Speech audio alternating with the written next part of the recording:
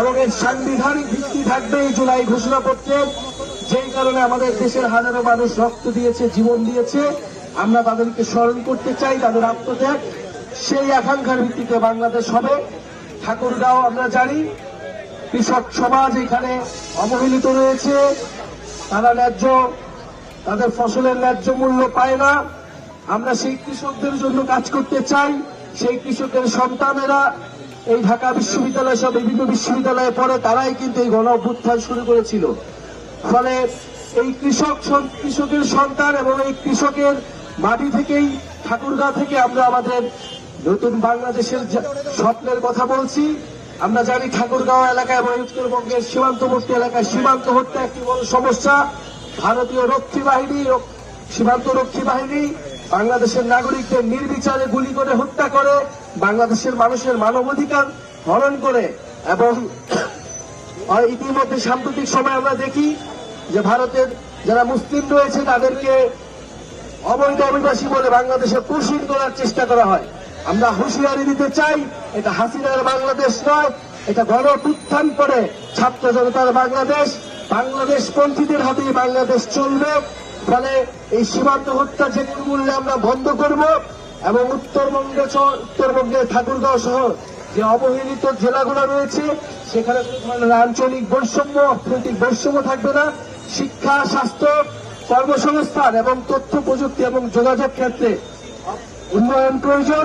এই উন্নয়ন শুধু ঢাকার উন্নয়ন হবে না, বরং প্রান্তের যে জেলা ঠাকুরগাঁও জেলা সহজেই প্রান্তের সকল জেলার উন্নয়ন যেদিন হবে সেদিনই আমরা প্রকৃত উন্নয়ন হিসেবে।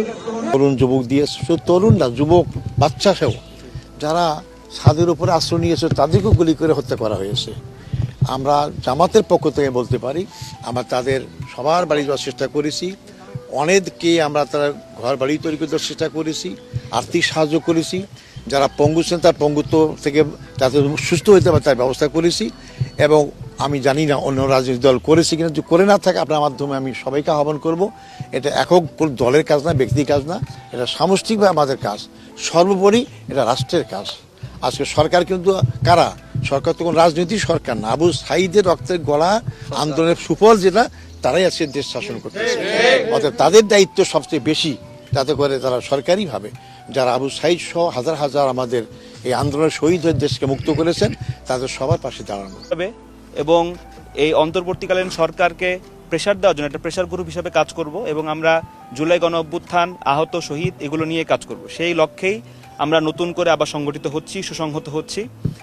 আজকে আমাদের এই বেওয়ারিশ লাশ যে এখানে দাফন হয়েছে সেখানে আমরা জিয়ারত করতে এসে এটাই বলবো যে আমরা অনেকে এখানে ব্যক্তিগতভাবে এর আগেও আমরা এই লাশগুলো নিয়ে কাজ করেছি, কিন্তু এই গণ অভ্যুত্থানের পর 1 বছর হয়ে গেলেও এই লাশগুলো নিয়ে এখনো পর্যন্ত আমরা কোনো দৃশ্যমান পদক্ষেপ দেখতে পাইনি। এবং এটা আমাদের জন্য অত্যন্ত লজ্জার বিষয় যে এখানে সংশ্লিষ্ট যেই অধিদপ্তরগুলো আছে, স্বরাষ্ট্র মন্ত্রণালয় এবং ঢাকা সিটি কর্পোরেশন থেকে শুরু করে যারা আছে, তারা এই লাশগুলো এখান থেকে লাশগুলো উত্তোলন করে এগুলোর ময়নাতদন্ত করে ডিএনএ ম্যাচ করে তাদের স্বজনদের কাছে ফিরিয়ে দেওয়ার কোনো দৃশ্যমান পদক্ষেপ এখন পর্যন্ত হয় নাই। আমরা অবাক হই যে কোনো সাধারণ মানুষ যার বিবেকবোধ আছে, যে দায়িত্বশীল, সে কিভাবে 1 বছর মানে কানে তুলো দিয়ে চোখ আটকে এটা সহ্য করতে পারে। আমরা এই বিষয়ে সংশ্লিষ্ট মহলের সঙ্গে বসবো এবং আমরা আগামী 15 দিনের মধ্যে এটা সুরাহা দেখতে চাই।